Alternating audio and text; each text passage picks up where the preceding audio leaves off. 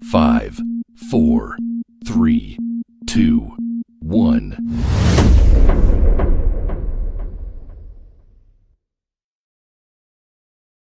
नमस्कार साथियों, आंसू एजुकेशन सेंटर गंगापुर सिटी में आपका हार्दिक स्वागत है। आज हम एक्टिव से पैसिव वॉइस के सेकंड चैप्टर के बारे में चर्चा करेंगे। फर्स्ट चैप्टर प्रोनाउन संबंधी परिवर्तन। प्रोनाउन संबंधी परिवर्तन। फर्स्ट चैप्टर प्रोनाउन संबंधी परिवर्तन हमने इससे पहले जस्ट सीख लिया था, पढ़ लिया था। आज हम सेकंड चैप्टर टेंस संबंधी परिवर्तन, एक्टिव से पैसिव वॉइस जब बनाते हैं तो टेंस संबंधी परिवर्तन किस प्रकार से किया जाता है। एक्टिव से पैसिव वॉइस बनाते हैं तो टेंस संबंधी परिवर्तन किस प्रकार से किया जाता है। आज हम टेंस संबंधी परिवर्तन पर चर्चा करेंगे और इनके नियमों को सीखेंगे। टेंस संबंधी परिवर्तन। टेंस संबंधी परिवर्तन।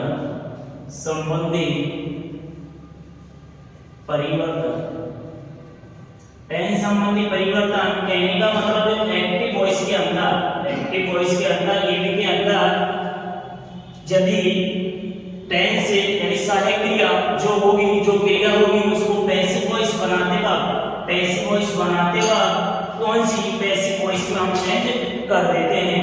जैसे कि यहाँ पर मान लीजिए एक्टिव वॉइस के अंदर मेन वर्ब की फर्स्ट फॉर्म आती है।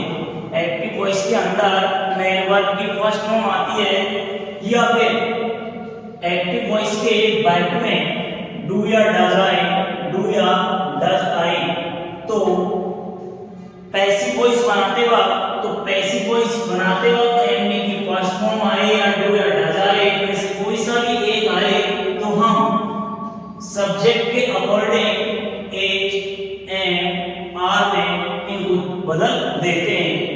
सब्जेक्ट यदि सिंगुलर नाउन एक वचन का है तो सहायक क्रिया इज आएगी। यदि कर्ता आई है, सब्जेक्ट आई है तो एम आएगा। यदि कर्ता प्लूरल नाउन है, बहुवचन करता है तो आर का प्रयोग कर देते हैं। मेन वर्ब की थर्ड फॉर्म लगाते हैं। इसके बाद एमपी की थर्ड फॉर्म यानी एक्टिव से पैसिव वॉइस बनाते हैं। पैसिव वॉइस में हमेशा मेन वर्ब की थर्ड फॉर्म आती है। इसके बाद यदि बैक में इज हो, एम हो, यानी एक्टिव वॉइस के बैक में इज हो, एम हो, आर हो, वॉज हो या वर हो, इन पांचों में से इज, एम, आर, वॉज, वर, इन पांचों हेल्पिंग वर्ब में से कोई भी एक हेल्पिंग वर्ब आती है तो पैसिव वॉइस बनाते वक्त इन हेल्पिंग वर्ब को हम बदलते नहीं है। इन हेल्पिंग वर्ब को हम बदलते नहीं है, सिर्फ इनके बाद में वीईआईएनजी वेन लगा देते हैं। क्या लगा देते हैं? वेन। इसके बाद मेन वर्ब की थर्ड फॉर्म लगाते हैं। इसके बाद क्या करते हैं? मेन वर्ब की थर्ड फॉर्म लगा लेते हैं। नेक्स्ट है, यदि एक्टिव वॉइस के बैक में, यदि एक्टिव वॉइस के बैक में एमडी की सेकंड फॉर्म आए या डिड आए, इन दोनों में से कोई सा भी एक आए, या तो एमडी की सेकंड फॉर्म आए या डिड आए, तो पैसिव वॉइस बनाते वक्त यानी पीवी पैसिव वॉइस बनाते वक्त हम इन्हें हटाकर अपनी तरफ से वॉज या वर लगाते हैं। अपनी तरफ से वॉज या वर लगाते हैं। सिंगुलर नाउन होगा तो वॉज का प्रयोग, प्लूरल नाउन होगा तो वर का प्रयोग, और एमडी की थर्ड फॉर्म का प्रयोग करते हैं। इसके बाद यदि सेंटेंस में हैज आए, एक्टिव वॉइस के सेंटेंस में हैज आए, हैव आए या हैड आए, तो इन्हें हटाते नहीं है। ना तो हैज हटेगा, ना हैव हटेगा, ना हैड हटेगा। सिर्फ इनके बाद में बी डबल ई है, विल लगा देते हैं और मेन वर्ब की थर्ड फॉर्म का प्रयोग करते हैं। और मेन वर्ब की थर्ड फॉर्म का प्रयोग करते हैं। यदि सेंटेंस में मॉडल आए, यदि सेंटेंस में मॉडल्स आए, मॉडल जैसे can, could, shall, should, did, would, must, used to, ought to, dare, need, अगर मॉडल्स आए एक्टिव वॉइस के बैक में, यदि ये मॉडल्स आए तो इनको भी नहीं हटाते, इनके जस्ट बाद में बी का प्रयोग करते हैं। इनके जस्ट बाद में किसका प्रयोग करते हैं? बी का, और एमबी की थर्ड फॉर्म का प्रयोग किया जाता है। तो एमबी की थर्ड फॉर्म का प्रयोग किया जाता है, यानी एक्टिव से पैसिव वॉइस बनाएंगे। एक्टिव से पैसिव वॉइस बनाते हैं तो टेंस संबंधी परिवर्तन किस प्रकार से हमको पैसिव वॉइस में टेंस को परिवर्तित करना होगा, बदलना होगा। यदि एमबी की फर्स्ट फॉर्म एक्टिव वॉइस में आए, डू या डज एक्टिव वॉइस में आए, तो हम सब्जेक्ट के according is am are helping verb का प्रयोग करते हैं और एमबी की थर्ड फॉर्म लगाते हैं, यानी मेन वर्ब की थर्ड फॉर्म लगा देते हैं। यदि एक्टिव वॉइस में इज आए, एम आए, आर आए, वॉज या वर इनमें से कोई सा भी आए तो इनके बाद में बीइंग लगा देते हैं, इन्हें हटाते नहीं है और एमबी की थर्ड फॉर्म लगा देते हैं। यदि एक्टिव वॉइस में एमबी की सेकंड फॉर्म आए या डिड आए, दोनों में से कोई एक आए, तो पैसिव वॉइस बनाते वक्त हम एमबी पैसिव वॉइस बनाते वक्त वाज या वर सहायक क्रिया का प्रयोग करते हैं और मेन वर्ब की थर्ड फॉर्म लगाते हैं। यदि एक्टिव वॉइस के वाक्य में हैज, हैव, हैड इन तीनों में से कोई एक आए तो इन्हें भी नहीं हटाते हैं, इनके बाद पैसिव वॉइस में बनाते वक्त बीइंग का प्रयोग करते हैं और एमबी की थर्ड फॉर्म लगा देते हैं। यदि मॉडल्स आए, जैसे models can, could, shall, should, will, would, must, used to, ought to, dare, need, ये मॉडल्स हैं। यदि ये आए तो इनको भी नहीं हटाते, इनके बाद जस्ट क्या करते हैं? बी लगाते हैं और एमबी की थर्ड फॉर्म का प्रयोग करते हैं। एमबी की थर्ड फॉर्म का प्रयोग करते हैं। और एग्जांपल उदाहरण के देकर इसे समझेंगे कि किस प्रकार से हम एक्टिव से पैसिव वॉइस बनाते वक्त टेंस संबंधी परिवर्तन करते हैं। मान लीजिए एक एक्टिव वॉइस का वाक्य है, जैसे सी इज कुकिंग फूड, ये एक्टिव वॉइस का वाक्य है। तो यहाँ पर अपन को पैसिव वॉइस बनानी है। पैसिव वॉइस बनानी है। पैसिव वॉइस बनाते हैं तो एक्टिव वॉइस में सबसे पहले हमको तीन चीजें देखनी होती है। तीन चीजें कौन कौन सी है? कि वाक्य में पहला है सब्जेक्ट कहाँ होता है, दूसरी चीज है कि मेन वर्ब कहाँ पर है, तीसरी चीज है कि ऑब्जेक्ट कहाँ पर है। तो यहाँ पर देखिए सी सब्जेक्ट है, यहाँ पर कुकिंग मेन वर्ब है और यहाँ पर मेन वर्ब के बाद हमेशा ऑब्जेक्ट आता है। मेन वर्ब के बाद ज्यादातर क्या आता है? ऑब्जेक्ट। तो अपन ने प्रोग्राम संबंधी परिवर्तन जब पढ़े थे, हमने सीखा था और फर्स्ट में ये पढ़ा था कि एक्टिव से पैसिव वॉइस बनाते हैं तो 5 नियम थे कि एक्टिव वॉइस के ऑब्जेक्ट को पैसिव वॉइस में सब्जेक्ट बना देते हैं। यहाँ पर फूड ऑब्जेक्ट है तो इसको यहाँ सब्जेक्ट के स्थान पर रख दिया पीवी में। फिर दूसरा नियम था आवश्यकता अनुसार हेल्पिंग वर्ब लेके आते हैं। यहाँ पर सहायक क्रिया हेल्पिंग वर्ब इज है, यहाँ पर इज है, फूड एक वचन है और एक वचन के साथ एक वचन की क्रिया आती है, यहाँ पर इज ही आएगा।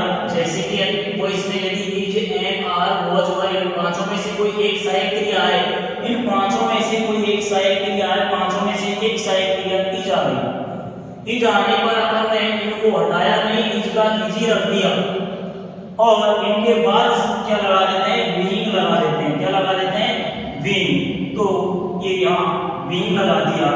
इसके बाद में मेन वर्ब की थर्ड फॉर्म का प्रयोग करते हैं। इसके बाद में मेन वर्ब की थर्ड फॉर्म यहाँ पर कुक मेन वर्ब की फोर्थ फॉर्म में या फिर मेन वर्ब की फर्स्ट फॉर्म में आईएनजी लग रहा है तो इसमें से आईएनजी को हटाकर ईडी लगाओ। ईडी लगाने पर यहाँ पर मेन वर्ब की थर्ड फॉर्म हो जाती है। इसके बाद वाई लगाते हैं। वाई लगाकर एक्टिव वॉइस के सब्जेक्ट को, पांचवा नियम था, चौथा नियम हो गया। पहला नियम था एक्टिव वॉइस के ऑब्जेक्ट को सब्जेक्ट बनाते हैं, दूसरा था आवश्यकता अनुसार हेल्पिंग वर्ब लेके आते हैं, तीसरा था कि मेन वर्ब की थर्ड फॉर्म लगाते हैं, चौथा था वाई लगाते हैं, पांचवा था एक्टिव वॉइस के सब्जेक्ट को पीवी में पैसिव वॉइस में ऑब्जेक्ट बनाते हैं।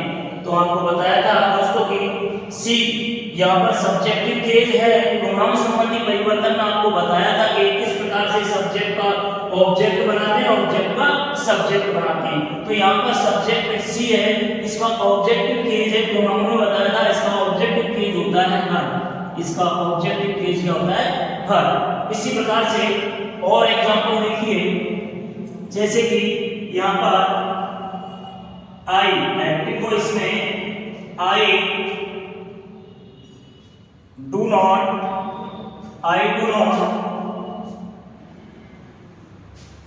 राइट हिम, मैं उसे नहीं लिखता।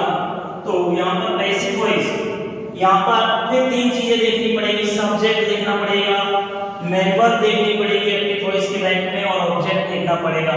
तो यहाँ पर आई सब्जेक्ट है, मेन वर्ब यहाँ पर राइट है, और मेन वर्ब के बाद ऑब्जेक्ट आता है, तो ऑब्जेक्ट है हिम। ऑब्जेक्ट क्या है यहाँ पर हिम। अब पैसिव वॉइस बनाएंगे वही नियम जो पहले अपन ने पढ़े थे कि पैसिव वॉइस बनाते वक्त एक्टिव वॉइस के ऑब्जेक्ट को पीवी में सब्जेक्ट बना देते हैं। यहाँ पर हिम ऑब्जेक्ट है, यहाँ इसका प्रोनाउन संबंधी परिवर्तन ये कहता है कि ऑब्जेक्ट का जब सब्जेक्ट बनाते हैं तो ही हो जाता है। अब आवश्यकता अनुसार हेल्पिंग वर्ब लेके आते हैं। आवश्यकता अनुसार हेल्पिंग वर्ब में डू है, तो अपन यह डू हो या डज हो तो इज एम आर में चेंज कर देते हैं। यहाँ पर कर्ता सिंगुलर नाउन है तो इज का प्रयोग हुआ। यदि यहाँ पर कर्ता बहुवचन का होता, प्लूरल नाउन होता तो कार का प्रयोग होता, तो इसलिए यहाँ पर क्या जाएगा इज, डू का इज में चेंज कर दिया और एक बैक के नोट आ गया। फिर एमवी की थर्ड फॉर्म लेके आ गई, यानी मेन वर्ब की थर्ड फॉर्म, राइट की थर्ड फॉर्म रिटर्न होती है W R I double T E N written. फिर वाई लगाया जाता है। अपन का चौथा नियम कहता है वाई लगाइए, एक्टिव वॉइस के सब्जेक्ट को पीवी में ऑब्जेक्ट बनाइए, यानी प्रोनाउन संबंधी परिवर्तन आई का ऑब्जेक्ट मी होता है, आई का ऑब्जेक्ट मी होता है। और नेक्स्ट एग्जांपल देखिए, जैसे कि यहां पर दे शुड